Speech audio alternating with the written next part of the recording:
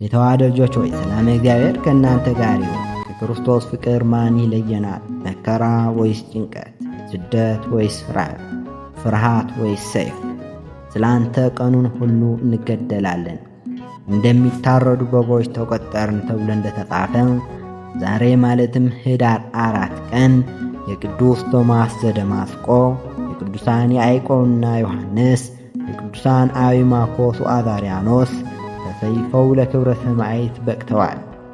እናም የአባ አቢጎዶ ዘትግራይ፣ ታላቁ አባ ዘካርያስ የጉባኤ ቅዱሳን ሰማዕታት ዓመታዊ ክብረ በዓላቸው ነው። እንዲሁም የቅዱስ ዮሐንስ ወንጌላዊ፣ የቅዱስ እንድርያስ ሐዋርያ፣ የቅድስት ሶፊያ ሰማዕት፣ የሰማዕቱ ቅዱስ ዮሐንስ ዘሐራቅሊ ወርሃዊ ክብረ በዓላቸው ነው።